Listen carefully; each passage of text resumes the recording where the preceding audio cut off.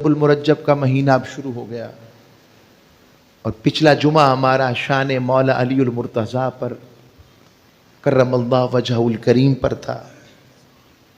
اب اس عظیم سفر عشق کی باتیں کریں گے۔ یہ سفر عشق ہے، یہ سفر محبت ہے، یہ سفر انوار ہے، یہ سفر حقائق معرفت محمدیہ ہے، یہ سفر دیدار ہے۔ آیا ہے کہ رب کس سے محبت کرتے ہوئے اکیلے میں ملاقات کرتا ہے، جس سے ملاقات کرتا ہے۔ چاہتا تو مکے کی جو شارق کے قریب ہے، چاہتا تو مکے میں ملاقات کر لیتا۔ اللہ کریم کے لیے کیا مشکل ہے، چاہتا تو مکے میں ملاقات کر لیتا، مگر کہا نہیں، میں ان ساری وسعتوں سے نکال کر بتانا چاہتا ہوں۔ جس طرح مقام و لا مقام تمہاری سمجھ میں نہیں آتے، اس طرح مقام محمدی بھی تمہاری سمجھ میں نہیں آئے گا۔ تو جو لا مقام کا مسافر ہو جائے، وہ بشر و نورانیت سے افضلیت مقربیت کے مقام کی طرف چلا جاتا ہے۔ رب نے یہ بتائی بات، ماشاءاللہ۔ تو یہ عرض کر رہا ہوں، یہ ساری محبتیں، یہ ساری چاہت تاجدار کائنات کے معراج النبی کے عظیم معجزے کا تسلسل ہے۔ اور ایک جملہ کہہ دیتا ہوں، آج جتنی سائنس زمان و مکان کی تنابیں کھینچ کے چل رہی ہے نا، زمان و مکان کی تنابیں یعنی وقت کو سمیٹ کر سفر کو تیز کرتے ہوئے چیزوں کو سفر تیز کیا جا رہا ہے، تو رب باری تعالیٰ نے بتایا ہے کہ تم کتنی کو رفتار تک پہنچ سکتے ہو۔ رفتار تو تھی میرے مصطفیٰ کی، آنا تو تھا میرے حبیب کا، اور لے جانا میرا تھا، اور جسے میں نے سیر کروائی ہو۔ اب ہم آیت پڑھتے ہیں، سبحان اللہ۔ رب باری تعالیٰ نے ارشاد فرمایا، سبحان الذی اسرا بعبدہ لیلا من المسجد الحرام الی المسجد الاقصی۔ فرمایا پاک ہے وہ ذات، پاکیزہ ترین ہے وہ ذات جس نے اپنے بندے کو سیر کروائی۔ کہاں سے کہاں تک؟ فرمایا رات کے تھوڑے سے حصے میں، ساری رات بھی نہیں، من المسجد الحرام، مسجد حرام سے، الی المسجد الاقصی، مسجد اقصی تک۔ پھر فرمایا الذی بارکنا حولہ، جس کے ارد گرد ہم نے برکتیں رکھی ہیں۔ مقصد لنوریہ من آیاتنا، تاکہ ہم اپنے حبیب کو اپنی نشانیاں دکھائیں، بینات دکھائیں۔ انہ هو السمیع البصیر، بے شک وہی سننے والا اور دیکھنے والا ہے۔ اب اس آیت میں یہ بات تو طے پا گئی، سبحان کے عنوان کو شروع کرنے سے قبل ایک بات تو طے پا رہی ہے۔ میں نے اس کو سفر عشق کہا ہے، یہ بھی نصیبے کی بات ہے۔ پہلا تو علمی بات سمجھ لیں، تاجدار کائنات صلی اللہ علیہ وآلہ وسلم کو 34 معراجیں نصیب ہوئی ہیں، ایک معراج نصیب نہیں ہوئی، 34 معراج ہیں، جن میں سے 33 معراجیں تاجدار کائنات کو منام میں نصیب ہوئی ہیں۔ اور ایک اور آپ کو اس میں شاید اس نہج پر کسی نے تطبیق نہ کی ہو، میں اپنے شیخ کے صدقے دیتا ہوں، تاجدار کائنات صلی اللہ علیہ وسلم کو خواب میں ہی پہلے پوری معراج کروائی گئی تھی۔ ویسے تو میں نے 33 کا عدد بتا دیا آپ کو، وہ جو خواب میں ہوئی اس کی حقیقت بھی صحیح ستہ میں بخاری کی پہلی حدیث میں، دوسری حدیث میں، جب کتاب بدء الوحی شروع ہوتی ہے، سیدہ عائشہ صدیقہ روایت کرتی ہیں، فرماتی ہیں حضور اکرم صلی اللہ علیہ وسلم کو جب اعلان نبوت کا زمانہ قریب ہوتا گیا، بعثت نبوت کا، اس میں سے ایک نشانی یہ تھی تاجدار کائنات کو ایسے خواب نصیب ہوتے تھے، ایسے خواب ملتے تھے کہ حضور وہ خواب دیکھتے اور پھر دن کی روشنی میں اس کی تعبیر ہو جاتی۔ اب اس روشنی اور تعبیر میں معراج النبی صلی اللہ علیہ وسلم کا خواب میں بھی حضور نے دیکھا۔ کیوں، کیسے؟ آپ کہہ سکتے ہیں اس کی دلیل کیا قرآن میں ہے؟ یوسف علیہ السلام نے کس عمر میں خواب دیکھا؟ جب چھوٹی عمر میں تھے۔ چھوٹی عمر میں خواب دیکھا، تعبیر کب ہوئی؟ کتنے سال کے بعد؟ جوانی، ہاں جوانی ہوتا ہے، نبی جوان ہوتا ہے، تو کتنے سال کے بعد جا کر وہ ایک سورج ایک ستارہ، وہ معاملات، اور 10 وہ بھائیوں نے کس طرح سجدہ تعظیمی کی تعبیر بنی۔ بات آگی سمجھ؟ کب جا کر خواب کی تعبیر ہو رہی ہے؟ تو تاجدار کائنات نے ہجرت جمہور قول ہے اس کا، کیا جمہور کا مطلب ہوتا ہے جس پر اکثریت کی رائے ہے، جس پر اکثریت جمع ہے۔ وہ اکثریت جمع یہ ہے کہ تاجدار کائنات کو جو معراج کا معجزہ ہوا کہ سفر طائف کے بعد اور ہجرت نبوی سے پہلے نصیب ہوا۔ وہ منامی نہیں تھا، وہ بیداری کا تھا، یقظہ، حضور بیدار تھے، جسم و روح کے ساتھ تھا۔ تو وہ جو کہا جاتا ہے کہ خواب کا، وہ شاید تطبیق کرنے والا یوں سمجھے کہ وہ خواب میں 33 معراجیں ہیں اور ایک یہ، اور یہ خواب بھی حضور نے دیکھا تھا جس کی عملی تعبیر پھر حضور نے بعد میں بیان فرمائی جب رب نے انہیں کروایا۔ اس عملی تعبیر کا بیان رب نے قرآن کا حصہ بنایا، وہ جو عملی طور پر ہوا۔ اللہ چاہتا تو وہ خواب کا ذکر ہی اسی طرح کر دیتا، مگر رب نے چونکہ عملی بات کرنی تھی کہ ابھی اس تعبیر کی حقیقت نظر آنی تھی، تو اس تعبیر کی حقیقت کو لے کے جانا تھا۔ آنے والے زمانوں میں پتا تھا، اللہ کو، مالک کو علم تھا کہ لوگوں نے سوال کریں گے کیسے جا سکتے ہیں، کیسے آ سکتے ہیں، اتنی سپیڈ ہوگی، اتنی ملٹیپل سپیڈ ضرورت ہوگی، اتنا سفر درکار ہوگا، اتنی سپیڈ پر چیز چلتی ہوگی، اور پھر کہیں جا کر جسم بھی سلامت رہے، کسی قسم کی آکسیجن بھی چاہیے ہوگی، اس کے لیے سلنڈر بھی چاہیے ہوں گے، آسٹروناٹس کا لباس بھی چاہیے ہوگا، خلا نوردوں کا طریقہ کار بھی ہونا چاہیے۔ وہ یہ ساری پابندیاں لگائیں گے کیونکہ زمانے نے ترقی کرنی تھی، قیامت تک کے لیے اب جن کی نبوت چلنی تھی وہ بھی حبیب تھے۔ تو رب باری تعالیٰ نے ساروں کو معجزات عطا فرمائے، مگر اپنے حبیب کو زمان و مکان کے فاصلے کھینچ کر وہ معجزہ عطا کیا کہ جہاں پر زمان و مکان کے فاصلے مٹ گئے، نہ رفتار مصطفیٰ کو کوئی پا سکا اور نہ محبوب کے آنے جانے کی خبر ہو سکی۔ ساری دنیا سوئی تھی، رب نے کہا تم سوتے رہو، محبوب تم میرے پاس آ جاؤ۔ سب سوتے رہے اور محبوب رب کے پاس۔ کتنا عرصہ، کیسے؟ کہا یہ بعد کی بات ہے، چونکہ حبیب کو میں نے بلوایا تھا۔ کوہ طور پر موسیٰ چل کر جائیں آگ لینے کے لیے، اور معراج پر چل کر نہیں گئے حضور، رب نے بلوایا، سونے آ جا۔ وہ کلیم ہیں، یہ حبیب ہیں، اس لیے آغاز ہی یہاں سے کیا کہ رب نے کہا پاک تو میں ہمیشہ سے ہوں، مگر میری پاکیزگی کی انتہا تب ہوئی جب میں نے مصطفیٰ کو معراج کروائی۔ کہ ذہن میں آ سکتا ہے کیسے ممکن ہے؟ رب نے کہا اسی طرح ممکن ہے جس طرح میں 9 ماہ بچے کو پیٹ میں پیدا کر دیتا ہوں، وہاں کھانا بھی دیتا ہوں، جی وہی رب ہوں۔ جس نے بغیر ستونوں کے آسمان بنا دیا وہی رب ہوں۔ جس نے بغیر کسی وجہ کے اس زمین کو پیدا کر دیا، بچھونا بنا دیا، بستر بنا دیا، کہا وہی رب ہوں۔ جو بیج کو زمین میں تم بو دیتے ہو، مردہ زمین سمجھتے ہو، وہ مردہ زمین سے کومپل نکل کر اس کا سینہ پھاڑ کر، اور بیج کے اندر تو رنگ نہیں نہ ہوتے، بولیے بیج کے اندر رنگ ہوتا ہے کہ یہ سورج مکھی کا رنگ ہے، یہ پیلا رنگ ہے، یہ سرخ رنگ ہے، اس میں براؤن رنگ ہے، اس میں ریشمی وہ نکلیں گے آج کل، وہ بھی ہے، وہ کوئی سلک، وہ سلک روز بھی ہوتے ہیں، ایسے ہیں یہ اس میں یہ پھل والا ہے، یہ آم ہے، یہ اس کی گٹھلی ہے، یہ کیلا ہے، کیا اس کے اندر لکھا ہوتا ہے؟ کیا اس کے اندر رنگ ہوتا ہے اس کا؟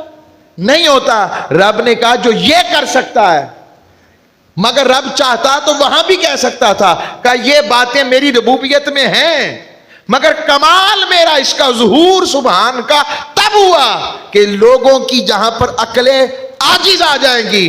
اس لیے کہہ رہا ہوں جو اتنا کچھ کر سکتا ہے، پاک ہے وہ ذات حبیب جو اپنے بندے کو خود لے گیا۔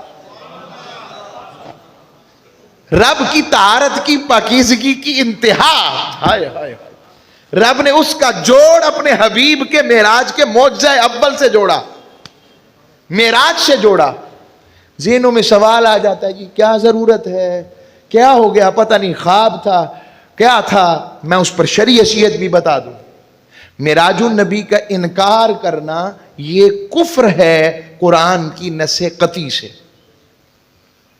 قرآن میں بیان آ گیا، جھگڑا نہیں اس میں، میں نے بات ڈیٹیل بتا دی، کیونکہ قرآن کا بیان نص قطعی ہے۔ آپ کو پتا میں کفر کی بات کرتے ہوئے اس میں بڑی احتیاط کرتا ہوں، ہمیشہ سے عادت ہے۔ یہ کیونکہ قرآن کی نص قطعی آئی اس لیے اتنی بڑی بات کہہ رہا ہوں۔ ہاں یہ آگے چل کر اس میں اختلاف ہے، منامی ہے یا یقظہ ہے، اس پر دلائل ہیں پھر ہمارے پاس۔ کیا ہوا ہے معراج کا معجزہ، اور رب نے اس لیے کہا، ابو جہل اتنا پاگل تو نہیں تھا کہ خواب کی باتوں پر کہتا کہ آؤ لوگوں ابو بکر صدیق رضی اللہ تعالیٰ عنہ کے پاس چلا جاتا۔ خواب ہوتا تو انہیں بھی پتا ہے خواب میں بندہ کہاں سے کہاں چلا جاتا ہے، خواب ہوتا تو انہیں بھی علم ہوتا، مگر حضور تو فرما رہے تھے میں بیداری میں گیا ہوں۔ جو 3 ماہ کی مسافت بیت المقدس تک ہے میں وہاں تک گیا ہوں، اور اس تیزی میں گیا ہوں۔ ہائے اچھا، اس آیت میں حضور کے آنے جانے کا ذکر رفتار مصطفیٰ کا نہیں ہے۔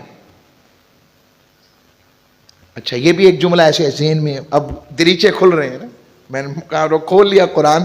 یہ بھی بتا دوں، کئی لوگ یہ مقام اسباب ہے، کیا مقام اسباب ہے؟ مقام اسباب میں سبب اختیار کرنا بھی سنت ہے، سواری اختیار کرنا یہ سنت ہے، دوائی کو لینا، سن لیں یہ بات، دوائی لینا بھی سنت ہے، خالی دم کافی نہیں ہوتا، دوائی لینا بھی سنت ہے۔ حضور خود لدود بھی کرواتے، ودود بھی کرتے، کھاتے بھی تھے پیتے بھی تھے۔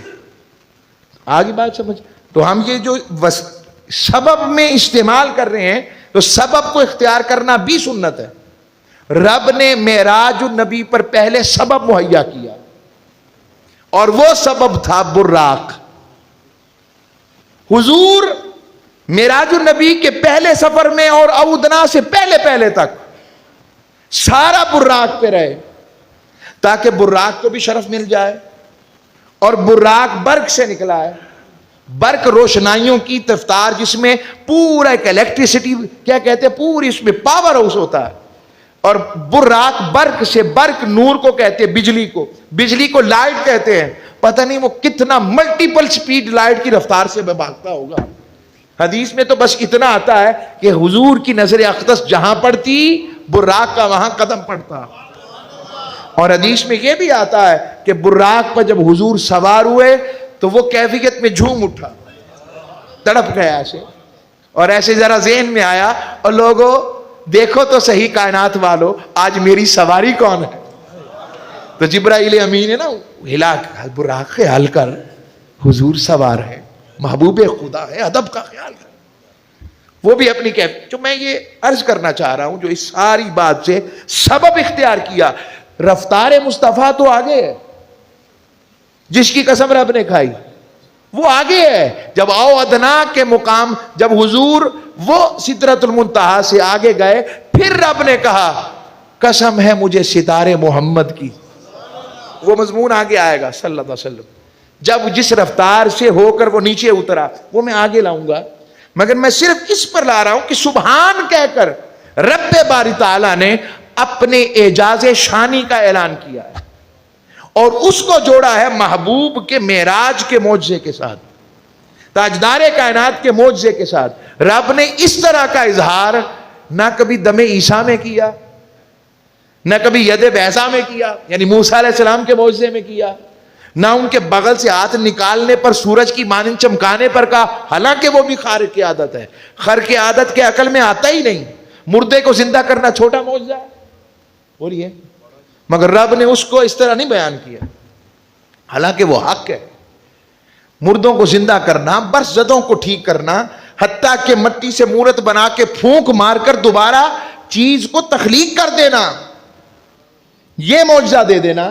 حضرت موسیٰ علیہ السلام کا جو عصائے مبارک ہے اس کے معجزات ہیں، حضرت موسیٰ علیہ السلام کا ید بیضا ہے، وہ ہاتھ میں وہی آ گیا نا، حضرت موسیٰ علیہ السلام کے اور معجزات ہیں، مگر رب باری تعالیٰ نے، حالانکہ وہ نبیوں کے معجزے ہیں، مگر اس طرح جس طرح حبیب کے معجزے کا اظہار اپنی صفت سبحان سے کیا ہے، کسی کو نہیں کیا،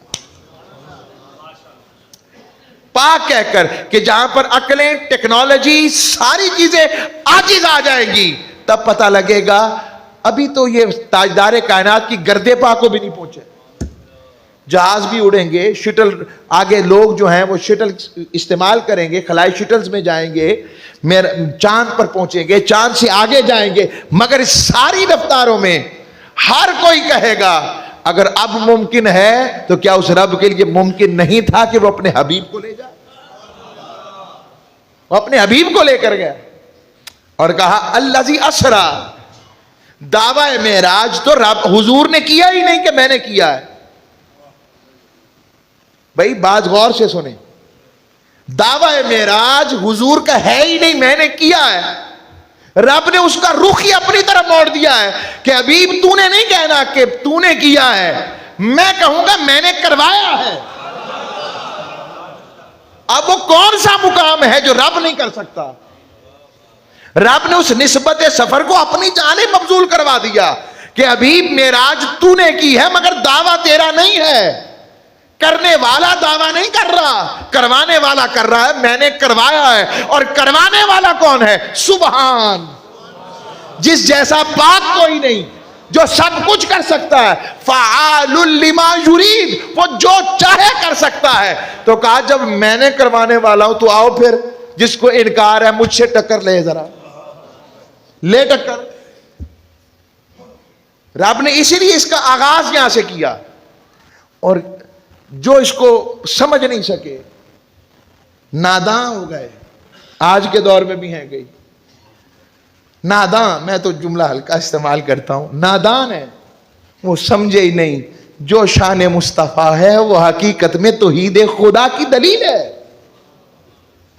بھئی پروڈکٹ کی تعریف اصل میں پروڈکٹ کو بنانے والے کی ہوتی ہے، تو جتنی بھی حضور کی شان بلند نظر آئے وہ ساری شان خدا ہے، ورنہ اللہ کریم کو کیا پڑی کہ اس کو آغاز یہاں سے کرتا۔ اور ایک اور بات اس میں ایسے ہی پھر دوبارہ یاد آ گئی، سبحان اللہ، ہوتا یہ ہے کہ جب مسافر سفر کرتا ہے نا، مسافر سفر کرتا ہے تو وہ سفر نامہ لکھتے ہیں، میں نے یہ دیکھا، میں نے یہ دیکھا، میں نے یہ دیکھا۔ یہ عجب سفر نامہ ہے جو مسافر نے نہیں لکھا، میزبان نے لکھا ہے، میزبان نے لکھا ہے کہ میں نے یہ دکھایا، میں نے یہ دکھایا، میں نے یہاں بلایا، میں نے ایسے کیا، میں نے، رب نے کہا۔ یہ وہ سفر نامہ عشق ہے جس کا مصنف اور کیا کہوں گا مؤلف کوئی اور نہیں، خود خدا ہے، اور رب کا قرآن اس کا بیان ہے۔ یہ عقل میں کہاں آئے گا؟ تو پھر ہم اس کو کیوں مناتے ہیں؟ اور جی 27ویں رات تھی یا نہیں تھی، یہ بھی آپ کو ایک ایسے نقطہ آ گیا۔ پچھلے کئی دنوں سے میں سلطان صلاح الدین ایوبی رحمۃ اللہ علیہ کو پڑھ رہا ہوں، پھر ایک دفعہ دل کیا کبھی میں نے، جس دن میں اشارہ دے رہا ہوں، ایک بات کی تاریخی بات ہے مگر ایک ہمارے لیے شرف کی بات، جب سلطان صلاح الدین ایوبی نے جس دن معاہدہ کیا تھا اور بیت المقدس پر قبضہ کر لیا تھا، حاصل کر لیا، فتح یاب ہو گئے، اللہ کرے اس کے صدقے آج بھی ان کی خیر پڑ جائے اس امت کو۔ ہائے ہائے ہائے، بڑے دکھ ہیں اس امت کو، میں اس طرف نہیں جانا چاہتا، بس ایک شعر کا میں ٹکڑا کہہ دیتا ہوں، کبھی نہیں کہتا۔ اپنی ساری امت کی حالات دیکھ کر ایک جملہ میں امت کی محبت میں، حضور کی امت کی محبت میں اور تاجدار کائنات کے دامن پر کہہ دیتا ہوں.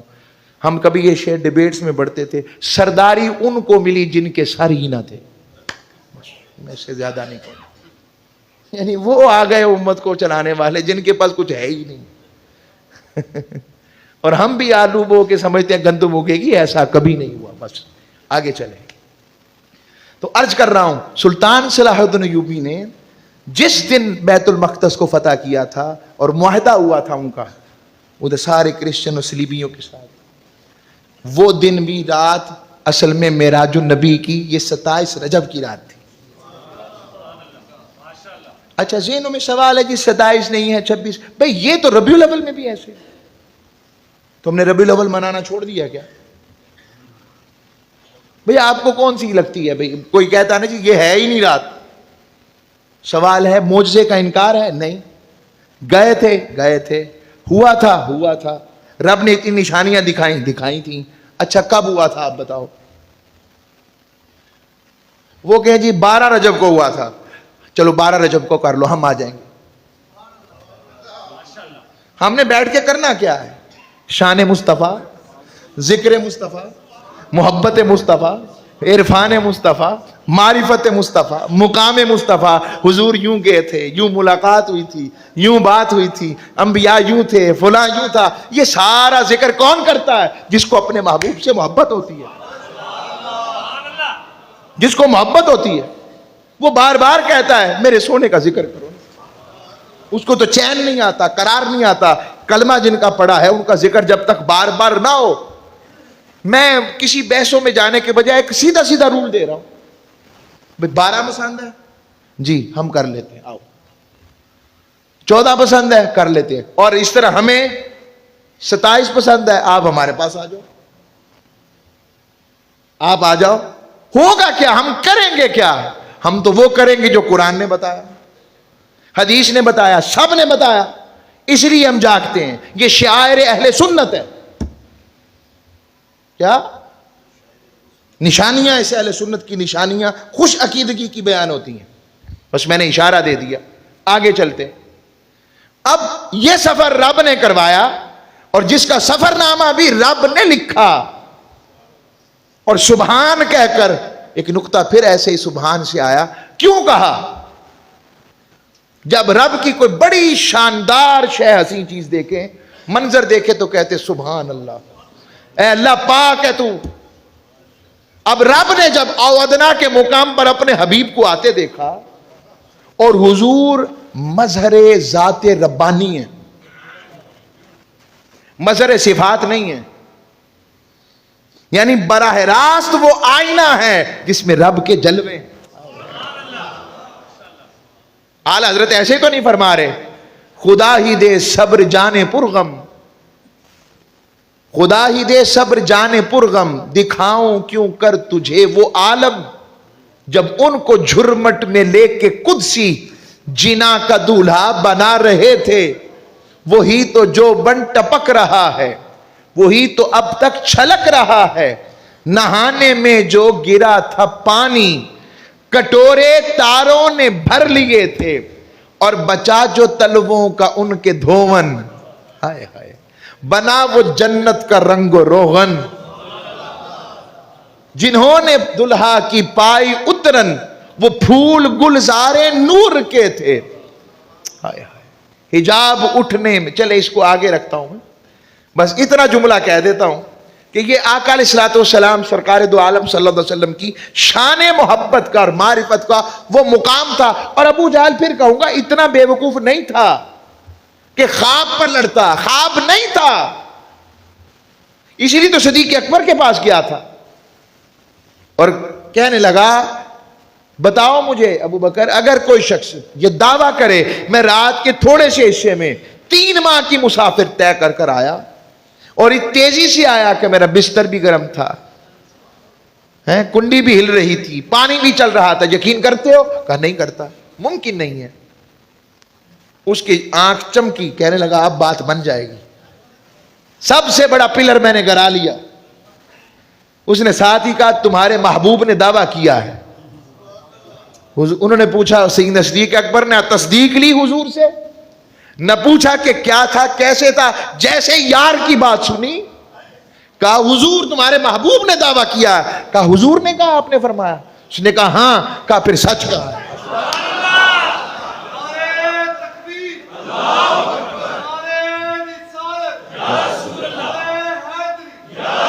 معجزہ مصطفیٰ پر واری جاؤں، کیسے کیسوں کو کیا کیا مقامات ان کے صدقے مل گئے، بن دیکھے تصدیق کر رہے ہیں۔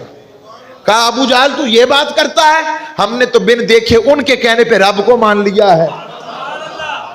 یہ بڑی دلیل ہے کہ وہ بڑی دلیل ہے۔ امت کو بھی کہوں گا صدیق اکبر کا مشرب اپناؤ، جو مصطفیٰ نے کہا آنکھیں بند کر کے چل پڑو، عمل میں، ایقان میں، حسن عمل میں، اسوہ حسنہ میں ہم کامیاب تب ہوں گے جب سے اپنی عقلیں اٹکانی شروع کر دیں، جب سے اپنے مطابق سوچنے لگ پڑے، اپنے پسند ناپسند کے پیمانے بنائے۔ نقصان ہو رہا ہے۔ امت گنبد خضرا والے کے پیچھے آ جاؤ، امتی حضور کے پیچھے چل پڑ، بہت دیکھ لی، اپنی منمانی کر لی۔ اور میں شعر کہوں گا، مجھے مظفر وارسی کا یہ شعر کبھی کبھی رلاتا ہے۔ حالات دیکھ کر ہم نہیں کٹنے کے لیے رہ گئے ہیں، شام میں ہم مریں، عراق میں ہم مریں، دنیا میں ہم مریں۔ میں شعر کہتا ہوں، جا صبا مدینے سے جھونکے ہوا کے لا، شاید کہ حضور ہم سے خفا ہے منا کے لا۔ بس آؤ واپس چلتا ہوں۔ تاجدار کائنات صلی اللہ علیہ وسلم کی یہ جو ذکر آیا اور صدیق اکبر نے تصدیق کی، اتنا عقل بے وقوف تو ابو جہل بھی نہیں تھا ذہنوں میں، صرف اس حوالے سے۔ تو اگر خواب بھی ہو، مثال دے رہا ہوں، آیا تو حضور کو نا، حضور راضی ہو گئے، آقا کا چہرہ خوش ہوا ہوگا نا۔ اچھا یوں لے لیتا ہوں میں کہ حضور سرکار دو عالم کو، میرا اس پر نہیں ہے کہ خواب آیا، میں ایک مثال دے رہا ہوں۔ لیٹ سپوز حضور کو خواب آیا، مگر جب حضور نے بیان کیا ہوگا خوش کتنے ہوں گے؟ تو جب حضور خوش ہے تو ہم ذکر کر کے راضی کیوں نہ ہو کہ اس سے حضور راضی ہوا، اور جس سے حضور راضی ہوں رب نہیں راضی ہوگا؟ اس معنی کو کیوں نہیں لیتے ہم نے فرقوں کی دکانوں میں اس محبت کے اس منظر نامے کو بلا دیا اور مشرب اہل سنت کے دوسری طرف چل پڑے۔ اب آگے آ جائے تو رب نے جب اپنے محبوب کو آتے دیکھا اودنا کے مقام پر، وہ مظہر ذات کو آتے دیکھا جس جیسا حسین رب نے کوئی بنایا ہی نہیں۔ جب حضور کو آتے دیکھا تو پھر رب نے کہا سبحان اللہ، حبیب پاک ہے وہ ذات جس نے تجھے بنا۔ رب نے تب کہا، اور آگے فرمایا اشرا، سیر کروائی، میں نے سیر کروائی۔ جبرائیل امی کا ذکر آتا ہے، بھئی وہ شرف دینے کے لیے، بھئی اللہ کریم نے سیر کروائی، اس کا مطلب آپ یہ کہنا چاہ رہے ہیں؟ جی، یہ کیسے ہو سکتا ہے؟ ہماری شاہ رکھ کے قریب ہو سکتا ہے؟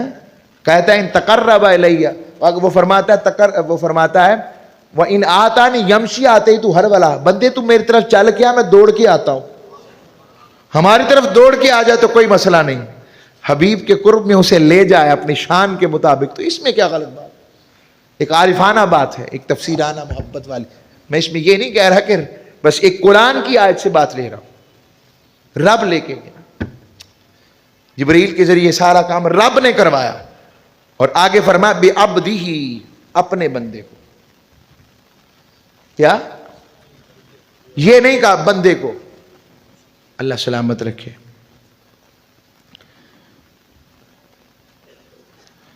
اچھا انشاءاللہ دیکھ لیجیے، اپنے بندے کو سیر کروائی۔ اب اپنا کہہ کر رب نے کیا بتانا چاہا؟ ابدیت۔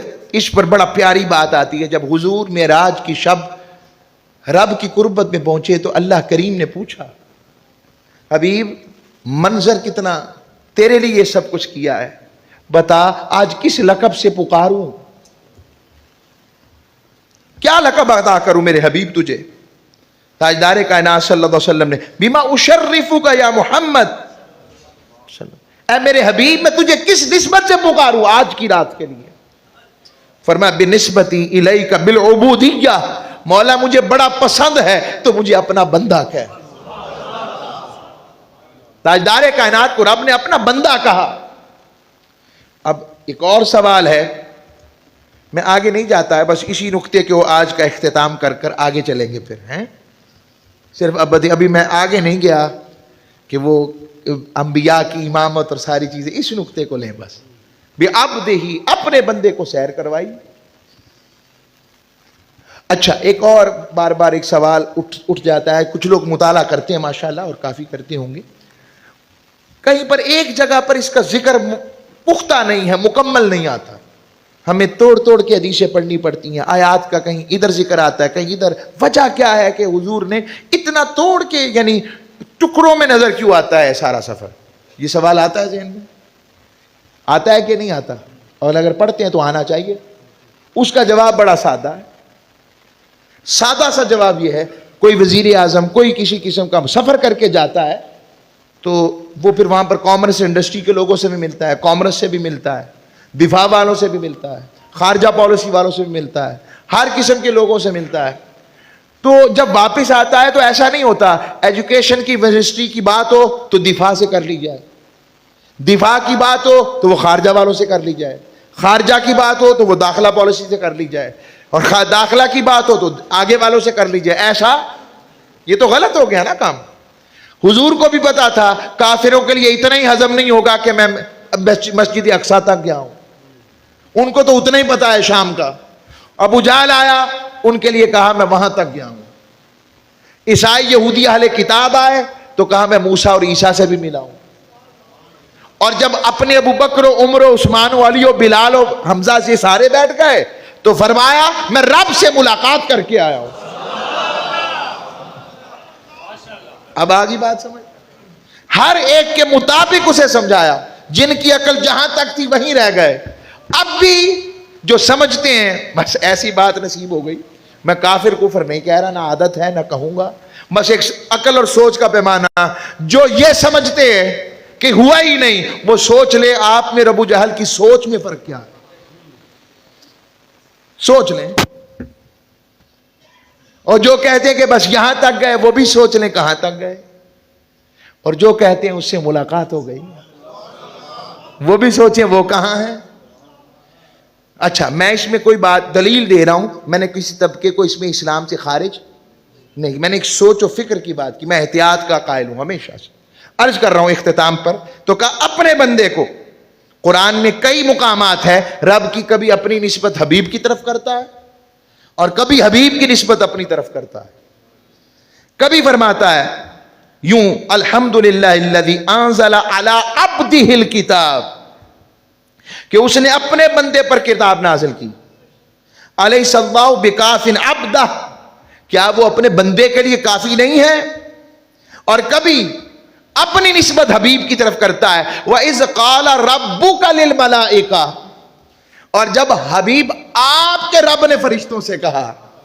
کبھی فرماتا ہے فَلَا وَرَبِّكَ، حبیب میں ساری کائنات کا رب ہوں، مگر میں انٹروڈکشن کرواتا ہوں کہ مجھے تو قسم ہے حبیب کہ میں تیرا رب ہوں. اپنی نسبت حبیب کی طرف، کبھی حبیب کی نسبت اپنی طرف. اور والی کلی وجہتن ہوا مولیہا، سورہ بقرہ میں فرمایا رب نے ہر ایک کے لیے میں نے سمت مقرر کی رکھی ہے جس کی طرف وہ توجہ گاہ ہے، اور اس توجہ گاہ سے اس کی نسبت میری طرف ہے. ہر ایک کا الگ الگ قبلہ ہے. کسی مقربین کا قبلہ عرش ہے، روحانیین کا قبلہ کرسی ہے، اور قربین کا قبلہ بیت المعمور ہے. اور سونے آپ سے پہلے نبیوں کا قبلہ بیت المقدس ہے، اور تیرا قبلہ مسجد حرام کعبۃ اللہ ہے. اور حبیب وہ تیرے جسم کا قبلہ ہے، تیری روح کا قبلہ میں ہوں، اور حبیب میرا قبلہ تو ہے کہ ساری کائنات کی توجہ میری طرف ہے، اور سونیا میری توجہ تیری طرف ہے. ہائے ہائے، سب میرے والے سونیا میں تیرے والے. سب قبلہ کا معنی صرف یہ نہیں کہ عبادت والا، قبلہ کا معنی توجہ کا ہوتی ہے. قبلہ کا معنی توجہ کا مرکز. کوئی اس کو غلط معنی میں نہ سمجھے، اور لگائے گا تو علامہ آلوسی پہ فتویٰ لگائے، مجھ پر نہیں. میں ان کی تفسیر کر رہا ہوں. یعنی رب نے کہا کہ سب کی توجہ میری طرف ہے، سب کی توجہ کا میں ہوں، اور سونے مدینے کملی والے میری توجہ کا تو ہے. سب مجھے چاہتی ہے میں تجھے چاہتا ہوں، سب میری رضا چاہیں میں تیری رضا چاہوں، سب مجھے مانتے ہیں اور میں تجھے جانتا ہوں۔ اللہ ہم سب کو حضور کے اس معراج کے صدقے خیر عطا فرمائے۔ انشاءاللہ ہم پروگرام بھی ہمارا اپنے مطابق کوشش کریں گے کرنے کی۔ الحمدللہ وما علیہ الا البلاغ۔